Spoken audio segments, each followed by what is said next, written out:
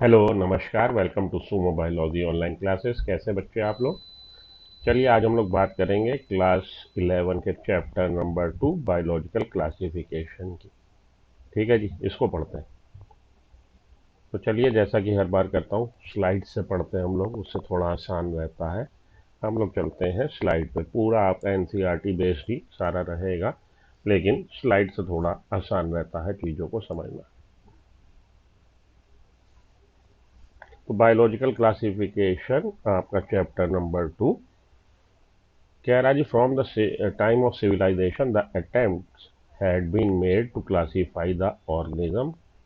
जैसे ही सभ्य हुए हम लोग, सभ्य समाज में शुरुआत हो गई, हम लोग कोशिश करने लगे कि ऑर्गेनिज्म को हम लोग क्लासीफाई कर लें।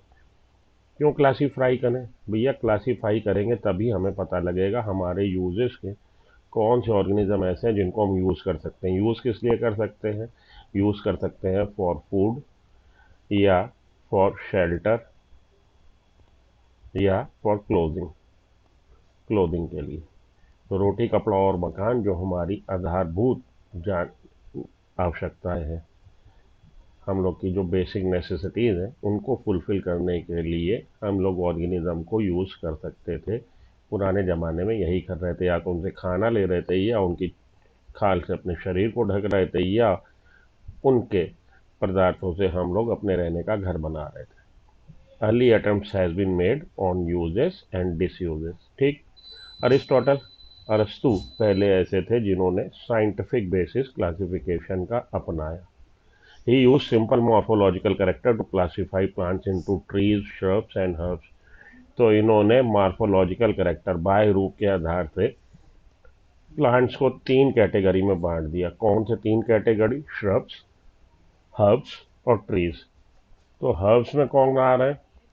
हर्ब्स में आपके आ रहे हैं हरे भरे मुलायम तने वाले, हरे भरे मुलायम तने वाले। ठीक है जी। श्रब्स में क्या आ रहे हैं? झाड़ झंकाड़ आ रहे हैं। ऐसी झाड़ियाँ 1-2 फीट की ऊंचाई वाली झाड़ झंकाड़ कंटीली झाड़ियाँ, उसने रख दिया श्रब में। और ट्रीज में आपके बड़े बड़े ट्रीज आ रहे हैं, पेड़। तो मार्फोलॉजिकल कैरेक्टर के आधार पे इन्होंने 3 तरह के बता दिए प्लांट, कैटेगराइज कर दिया। 3 प्लांट, हर्ब्स हरे भरे मुलायम, श्रब्स झाड़ झंकाड़ी, ट्रीज बड़े बड़े पेड़। ही also divided animals into 2 group. तो प्लांट का तो क्लासिफिकेशन किया ही, एनिमल्स का भी किया। दोस विच हैव रेड ब्लड, ऐसे एनिमल्स जिनमें रेड ब्लड होंगे, एनाइमा। और ऐसे एनिमल्स जिनमें रेड ब्लड नहीं होगा, एनाइमा। ठीक है जी। ये जो टर्म है एनाइमा, एनाइमा आपकी बुक एनसीईआरटी में नहीं है, चाहो तो याद रखना, चाहो तो बाईपास कर देना, कोई ऐसी ज़रूरत नहीं है। टू किंगडम क्लासिफिकेशन पे आइए। लीनियस ने सबसे पहले क्लासीफाई किया ऑर्गेनिज्म को प्लांटी और एनिमिलिया में, प्लांट्स और Animalia, animals, that include all plants and animals respectively. तो प्लांट्स में 2 इसने किंगडम बता दिए, 2 किंगडम क्लासिफिकेशन। कैरोलस लीनियस, जिन्होंने बाइनोमियल नोमेनक्लेचर भी दिया। प्लांट्स और एनिमल्स, प्लांट्स में सभी प्लांट्स, तो प्लांट्स में सभी plants, include all plants and, और एनिमल्स में एनिमल्स।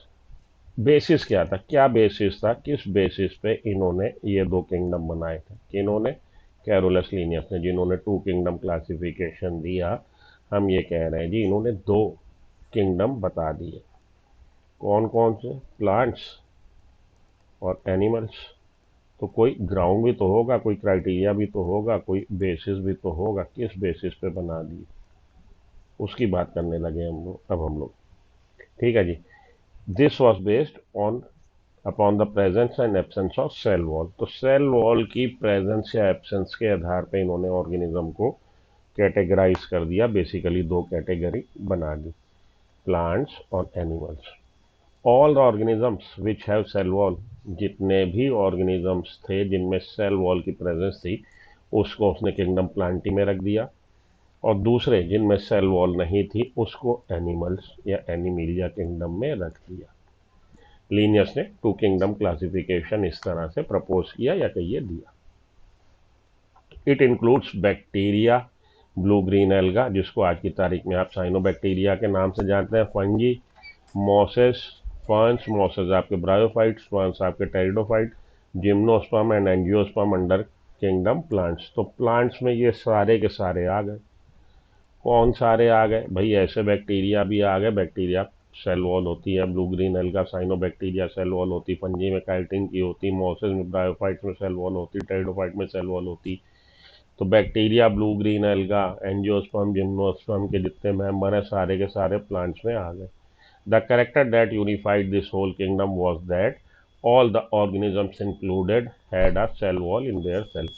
तो क्राइटेरिया क्या था, किस आधार पे इन्होंने ये सारे के सारे किंगडम प्लांटी में रख दिए थे, presence of cell wall. This place together groups which widely differed in their characteristic. तो जब आपने केवल सेल वॉल को क्राइटेरिया बना के ऑर्गेनिजम्स को प्लांटी में रख दिया, तो बहुत सारे ऐसे ऑर्गेनिज्म जो अलग अलग ग्रुप को बिलोंग करते थे, जिनकी की कैरेक्टरिस्टिक बिल्कुल अलग थी, वो भी एक ही ग्रुप में, एक ही किंगडम में प्लांटी में आ गए, प्लांट्स में आ गए। ठीक है जी। तो प्लांट में, या प्लांटी कहिए कि प्लांट में आ गए, सारे के सारे रख दिए गए। कौन सारे के सारे, कि जैसे bacteria, cyanobacteria, mosses, ferns, algae, जिनमें भी सेल वॉल थी वो सारे के सारे प्लांटी किंगडम में रख दिए कि इन्होंने कैरोलस लीनियस में। तो ये तो गड़बड़ हुई बात। तो ड्रॉबैक ऑफ इट अब हम लोग पढ़ने, ड्रॉबैक क्या इसकी कमजोरियां थी, टू किंगडम क्लासिफिकेशन की क्या खामियां थी। It brought together the prokaryotic bacteria and the blue-green alga with other groups which are eukaryotic। तो प्रोकैरियोटिक सेल और यूकैरियोटिक सेल में डिफ्रेंशिएशन नहीं किया। Prokaryotic organism, prokaryotic bacteria, cyanobacteria, blue green alga, जो भी प्रोकैरियोटिक सेल के representation कर रहे हैं, उसको उसने यूकैरियोटिक के साथ मर्ज कर दिया, रख दिया। It also group together the unicellular organism and multicellular. तो यहाँ पे जो आपको दिखने में आ रहा है कि सेल का स्ट्रक्चर ही अलग है, प्रोकैरियोटिक सेल अलग उसका मेकअप है और यूकैरियोटिक सेल अलग है। तो अलग अलग तरह की सेल वाले ऑर्गेनिज्म को एक ही जगह रख दिया। इसके अलावा ऐसे ऑर्गेनिज्म जो यूनिसेलुलर ऑर्गेनिज्म है और मल्टी सेलुलर, उनको भी एक ही जगह रख दिया, क्योंकि बेसिस जो था, क्राइटेरिया जो था, वो था केवल प्रेजेंस ऑफ सेल वॉल और कुछ भी नहीं। एग्जाम्पल के तौर पर क्लेमाइडोमोनास एंड स्पाइरोगेरा। क्लेमाइडोमोनस यूनिसेलुलर है, स्पाइरोगेरा मल्टी सेलुलर है। तो ये उसने प्लेस कर दिए टुगेदर विद एल्गा। ठीक है, यूनिसेलुलर मल्टी सेलुलर जो भी हैं, उसने केवल क्या देखा, प्रेजेंस ऑफ सेल वॉल देखी और कुछ नहीं देखा। ये नहीं देखा कि यूनिसेलुलर है कि मल्टी सेलुलर है। आगे चलिए। The classification did not differentiate between the heterotrophic group and autotrophic group. तो ऑटोट्रॉफ हीट्रोट्रॉफ का भी उसने डिफ्रेंशिएशन नहीं किया। फंजाई हीट्रोट्रॉफिक है और हमारे ग्रीन प्लांट्स जो है ऑटोट्रॉफिक है। लेकिन क्या देखा, प्रेजेंस ऑफ सेल वॉल देखी। केवल फंजी में भी सेल वॉल होती है, प्लांट्स में भी होती है। तो हालांकि उनका मोड ऑफ न्यूट्रिशन बिल्कुल अलग है, मोड ऑफ न्यूट्रिशन के अलावा सेल वॉल का कंपोजिशन अलग है, लेकिन उन्होंने क्या किया, फंजी को भी प्लांटी में रख दिया। तो फंगस में आप देखेंगे काइटिन की बनी सेल वॉल है और ग्रीन प्लांट्स में सेलुलोज की बनी सेल वॉल है। तो टू किंगडम क्लासिफिकेशन जो है, हीट्रोट्रॉफिक ऑटोट्रॉफिक में भी डिफ्रेंशिएट नहीं कर रहा, यूनिसेलुलर मल्टी सेलुलर में भी डिफ्रेंशिएट नहीं कर रहा। इसके अलावा प्रोकैरियोटिक और यूकैरियोटिक में भी डिफ्रेंशिएशन नहीं कर रहा। केवल और केवल एक क्राइटेरिया, एक बेस था, प्रेजेंस और एब्सेंस ऑफ सेल वॉल। तो ये इसकी खामियां थी टू किंगडम क्लासिफिकेशन की। Therefore the two kingdom classification was found इनएडिक्वेट। तो आने वाले समय में इसकी हम लोग को खामियां पता लगी, तो ये पता लगा कि ये इनएडिक्वेट है, ये हमारी ज़रूरतों को पूरा नहीं कर रहा। A need was felt for including besides gross morphology. तो इस चीज़ की आवश्यकता महसूस होने लगी कि केवल मार्फोलॉजी को ध्यान ना दें, हम लोग और भी कैरेक्टर को फॉलो करें। जैसे सेल का स्ट्रक्चर प्रोकैरियोटिक है कि यूकैरियोटिक है, nature of cell wall cellulose की बनी है कि काइटिन की बनी है, मोड ऑफ न्यूट्रिशन ऑटोट्रॉफ है कि हीट्रोट्रॉफ है, हैबिटेट किस तरह के हैबिटेट में रह रहा है, टेरेस्ट्रियल में रह रहा है कि आपके एक्वेटिक हैबिटेट में रह रहा है, मोड ऑफ रिप्रोडक्शन सेक्सुअल है कि वेजिटेटिव है, इवोल्यूशनरी रिलेशनशिप कौन किसके चाचा का लड़का, कौन किसकी ताऊ की मौसी है, ये सब भी ध्यान में रखना पड़ेगा। और इन सबको ध्यान में रखते हुए मॉडर्न जो सिस्टम ऑफ क्लासिफिकेशन इवॉल्व हुआ। और टू किंगडम क्लासिफिकेशन के बाद थ्री किंगडम के बाद फोर किंगडम और फाइनली आर एच विटेकर का फाइव किंगडम क्लासिफिकेशन, जो आपकी एनसीईआरटी की बुक कह रही है, आया। ठीक है जी। तो classification system following organism have hence undergone several changes.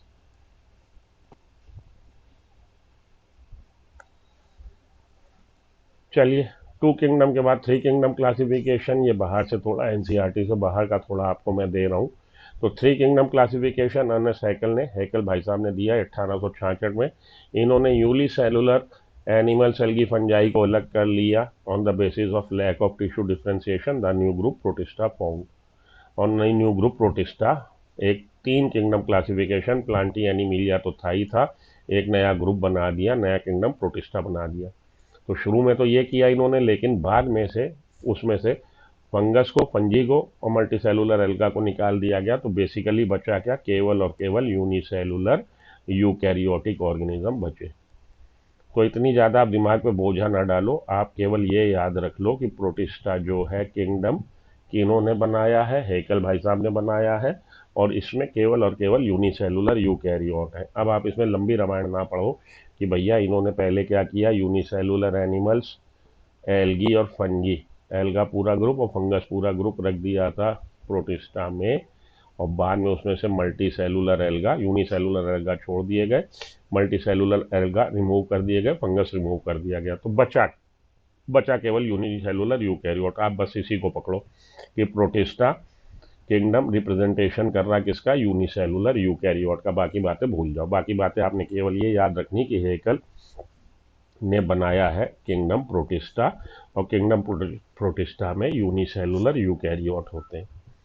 इसके बाद आया फोर किंगडम क्लासिफिकेशन। ये किन्होंने दिया, ये दिया कोपलैंड साहब ने 1956 में। और इन्होंने कब, जबकि इलेक्ट्रॉन माइक्रोस्कोप की खोज हो गई। इलेक्ट्रॉन माइक्रोस्कोप की खोज के बाद देखा गया कि बेसिकली सेल जो है दो तरह की, प्रोकैरियोटिक और यूकैरियोटिक। प्रोकैरियोटिक सेल जिसमें वेल डिफाइंड न्यूक्लियस नहीं है, न्यूक्लियर मेम्ब्रेन नहीं है, हिस्टोन प्रोटीन्स नहीं है। तो इन्होंने नया ग्रुप मोनेरा बना दिया, नया एक और किंगडम बना दिया। अभी तक तीन थे, प्लांटी, एनिमिलिया और आपका प्रोटिस्टा। अब चौथा किंगडम अस्तित्व में आ गया, कौन सा जी, मोनेरा। और मोनेरा में इन्होंने रख दिए कौन, प्रोकैरियोटिक सेल 1956 में। अब ये थ्री और फोर किंगडम क्लासिफिकेशन आपकी एनसीईआरटी बात नहीं करती, अब उसकी बात कर लें। ठीक है जी। तो कह रहा कि प्लांट और एनिमल किंगडम है been a constant under all different system 2, 3, 4। Animal और प्लांट तीनों इन 2 में भी हैं, 3 में भी हैं, 4 में भी है। The understanding of what group organism be included under this kingdom है बीन चेंजिंग। लेकिन समय समय पे हमारे क्राइटेरिया बदलते रहे, इस वजह से इसके मेंबर बदलते रहे। मेंबर भले बदलते रहे, लेकिन प्लांटी और एनिमेलिया टू किंगडम क्लासिफिकेशन में भी एग्जिस्ट करते थे, उसमें भी थे, उसके भी मेंबर थे, थ्री किंगडम में भी थे, फोर किंगडम में भी थे। और आने वाले समय में भी हो सकता है ये चर्निंग होती रहे, हम लोग का क्राइटेरिया बदलता रहे, तो कुछ मेंबर इधर के उधर हम लोग करते रहे, हो सकता है ऐसा, may be possible. R.H. Whittaker 1969 ने फाइव किंगडम क्लासिफिकेशन दिया, और इन्होंने जो फोर किंगडम क्लासिफिकेशन में ऐड ऑन किया वो फंगी था। तो मोनेरा, प्रोटिस्टा, प्लांटी, एनिमिलिया तो फोर किंगडम में भी थे। अब इन्होंने फंजी को नया एक ग्रुप बना दिया, नया किंगडम बना दिया, fungi, on the basis of mode of nutrition. The main criteria for classification use by him, ये पूछा जाता है आपसे क्वेश्चन कि R.H. विटेकर ने जो फाइव किंगडम क्लासिफिकेशन दिया, क्या क्राइटेरिया था। सेल स्ट्रक्चर, प्रोकैरियोटिक है कि यूकैरियोटिक है, बॉडी ऑर्गेनाइजेशन, बॉडी का ऑर्गेनाइजेशन लेवल क्या है, सेलुलर है कि लूज टिश्यू है कि ऑर्गन है, mode of nutrition, photo autotroph है कि कीमो ऑटोट्रॉफ है कि हीट्रोट्रॉफ है, reproduction, asexual, sexual, vegetative, phylogenetic relationship, कौन किसकी चाचा का लड़का, कौन किसकी मौसी का भाई, ये सब बातें भी ध्यान में रखी जाएंगी। ये वाली जो आपकी टेबल है 2.1 इंपॉर्टेंट है, इसको आप देखिए समझिए।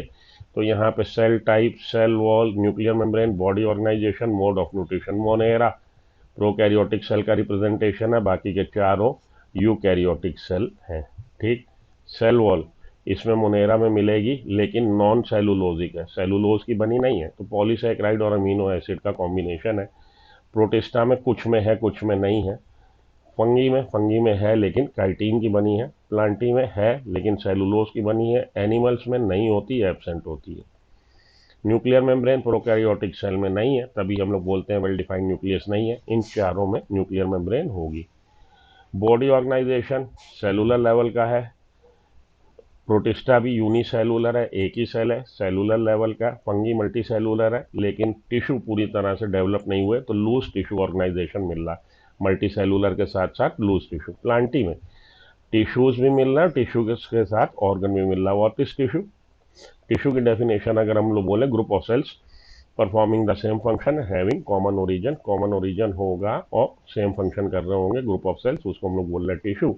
और टिश्यू से नेक्स्ट लेवल का ऑर्गेनाइजेशन, टिश्यू जब मिलकर काम करते हैं तो ऑर्गन बनाते हैं। तो टिश्यू ऑर्गन लेवल का ऑर्गेनाइजेशन आपको मिल रहा प्लांटी में।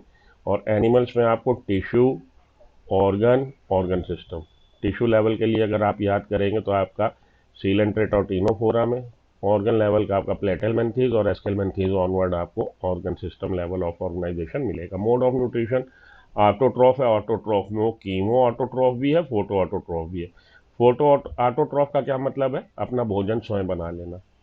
The organism that can prepare their own food called as autotrophic. और कीमोसिंथेटिक का क्या मतलब है?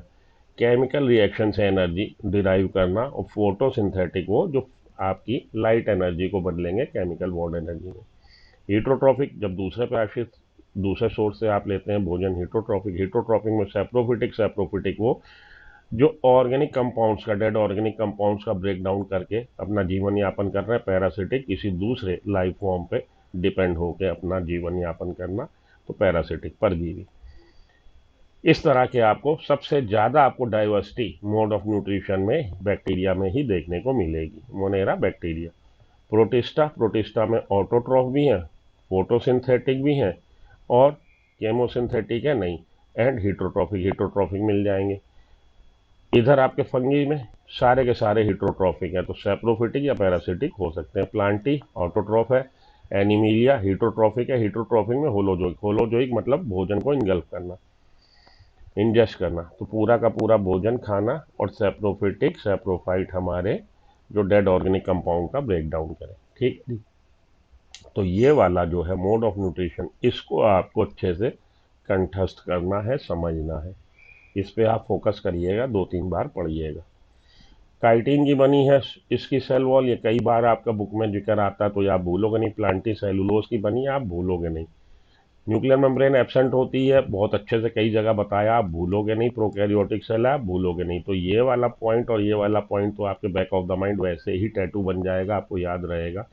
ये वाला पॉइंट भी कोई ऐसा आपके लिए दिक्कत वाली बात नहीं है। यहाँ पे नॉन सेलुलोजिक है, ये याद रखिएगा, पॉलीसेकेराइड अमीनो एसिड। ये वाला जो आपका कॉलम है या ये वाला जो पॉइंट है मोड ऑफ न्यूट्रिशन, इसको आपको 1-2 बार पढ़ के याद करना पड़ेगा। सबसे ज़्यादा डाइवर्सिटी आपको बैक्टीरिया के मोड ऑफ न्यूट्रिशन में मिलेगी। ऑटोट्रॉफ भी है, हीटरोट्रॉफ भी है। ऑटोट्रॉफ में कीमो ऑटोट्रॉफ भी है, फोटो ऑटोट्रॉफ भी है। हीटरोट्रॉफ में आपके सैप्रोफाइट्स भी हैं, पैरासिटिक भी हैं। ओके, चलिए आगे चलता हूँ। तो what is the drawback of 5 kingdom classification? 5 kingdom classification का ड्रॉबैक पूछ रहा है। Acellular viruses are not included. इसमें ड्रॉबैक इसका रहेगा कि ये सेलुलर वायरसेस को इंक्लूड नहीं किया गया। Put find out the incorrect statement. Protista include unicellular eukaryotic, ठीक है। Whittaker considered cell structure mode of nutrition for classifying organism, ठीक बात है। Some monerans and protista are autotroph, ठीक बात है। Monerans have a well defined nucleus, no. Nuclear membrane नहीं है, तो वेल डिफाइंड न्यूक्लियस एब्सेंट है। हमारा इनकरेक्ट स्टेटमेंट डी ही है।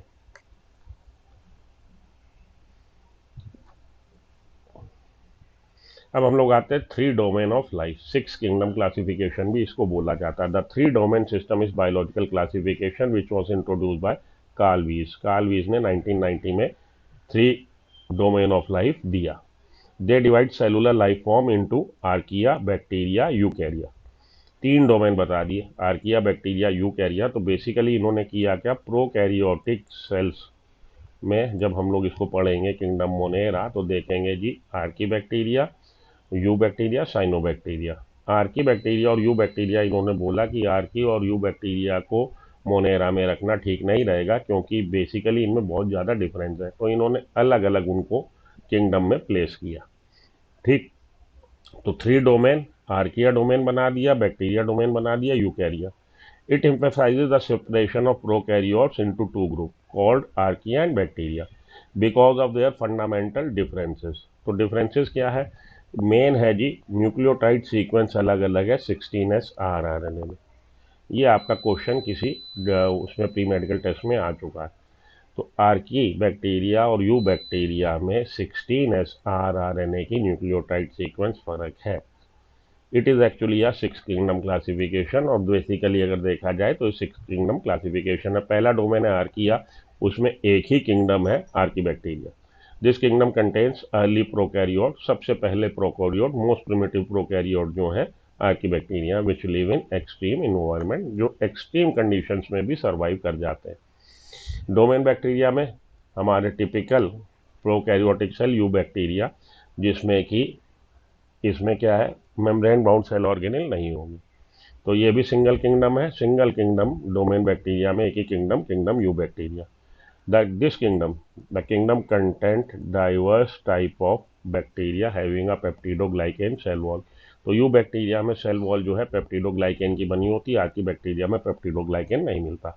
ग्लाइकोजन है food reserve, reserve material, food reserve material in the form of glycogen है। इधर नेकेड डीएनए है, नेकेड डीएनए क्योंकि उसके चारों तरफ न्यूक्लियर मेम्ब्रेन नहीं है, साथ के साथ हिस्टोन प्रोटीन्स नहीं है। तो जहाँ पे डीएनए ये होगा उसको हम लोग बोलेंगे nucleoid. And presence of 70S ribosome.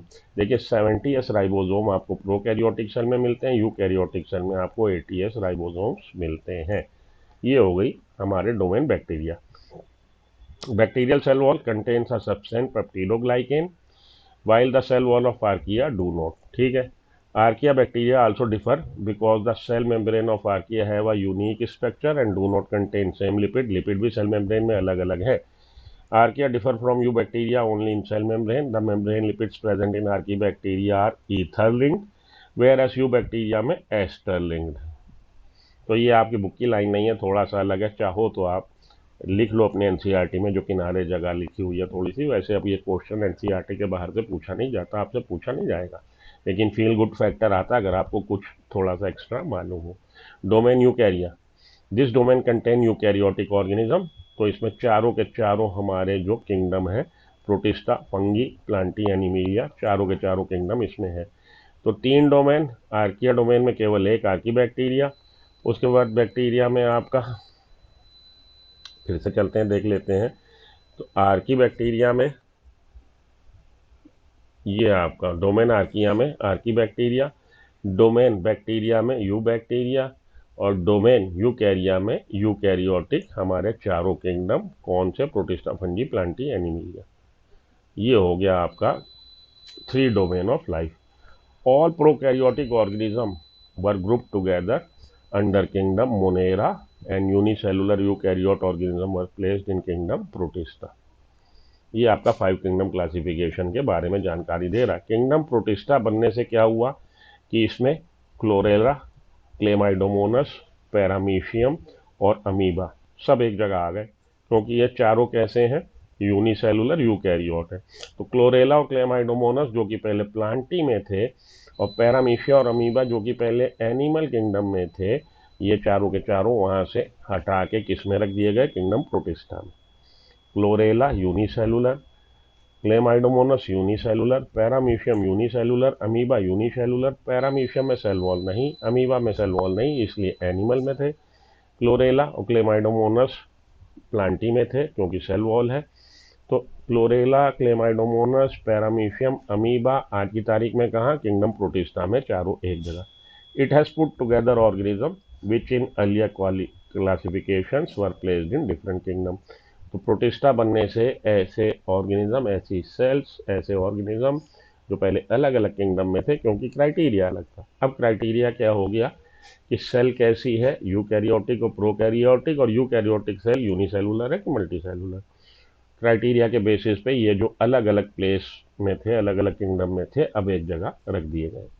The kind of changes will take place is in future also. This kind of changes, ये जो हमारा क्राइटेरिया बदला, इसी तरह से कुछ और क्राइटेरिया इन फ्यूचर हो सकता है, कोई नई डिस्कवरी हो, हम लोग का क्राइटेरिया बदले, तो ये फिर से चर्निंग हो जाएगी, फिर से हम लोग चीज़ें शफल कर देंगे, इधर की उधर कर देंगे, depending upon understanding of characteristic.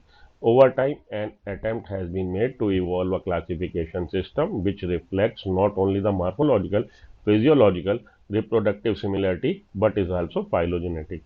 तो हम लोग ऐसा क्लासिफिकेशन सिस्टम बनाना चाहते हैं जिसमें morphological similarities, physiological, reproductive similarities तो हम लोग कंसीडर करें ही करें, लेकिन phylogeny history of evolution based on evolution relationship, उसको भी हम लोग जस्टिफिकेशन कर सकें, उसको भी ध्यान में दे सकें। ठीक है जी। तो ये किंगडम मोनेरा, इसको हम लोग नेक्स्ट लेक्चर में पढ़ते हैं। आज के लिए इतना काफ़ी। वीडियो के अंत तक आ गए तो लाइक कर दीजिए, चैनल को भले ना सब्सक्राइब करें। मिलता हूँ ब्रेक के बाद। Good luck, goodbye, have a nice day.